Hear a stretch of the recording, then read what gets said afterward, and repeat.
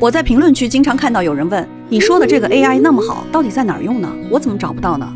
我后来才发现，很多人对于基础的 AI 工具使用还是一头雾水的。今天我就来为大家推荐几个没有使用门槛、效果也非常好的国产 AI 工具。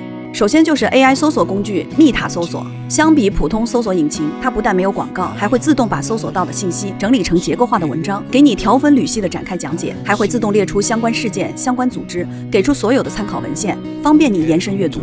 在页面的右边，它还会贴心的为你列出大纲，画出思维导图。你还可以选择学术搜索，密塔就会只从论文中为你搜索信息；选择文库搜索，它就会从各种报告、书籍中进行搜索，并且标注出信息来源。如果你想快速了解一个行业、一个概念，密塔搜索会非常有用。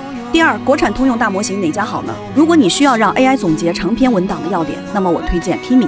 它可以瞬间总结提炼长达20万字的文档，还可以搜索并总结最新的资讯，包括对网页链接里的内容也能准确的总结。如果你想要用 AI 一键制作 PPT， 那么我推荐科大讯飞的星火大模型。星火的各项性能也排在国产大模型前列，其中的讯飞智文作为 PPT 制作神器，在职场中有着不小的人气。这里我还想推荐星火大模型中的讯飞小一，他是一个 AI 医生，你可以向他说出哪里不舒服，他会不断的追问你，并且给出诊断结果。你也可以问他各种药物的效果。其实讯飞研发的知医助理早在2017年就通过了国家执业医师资格考试，所以讯飞在 AI 医疗领域是有优势的。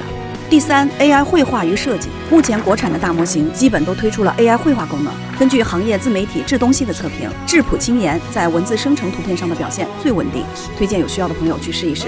另外，我还推荐这一款中国画 AI 工具奇遇 AI， 你可以选择一些著名中国画家的风格，比如宋徽宗、齐白石、徐悲鸿、吴冠中，生成非常有东方意境的绘画。对于设计师，推荐大家使用字节旗下的极梦 AI， 之前叫 Dreamina。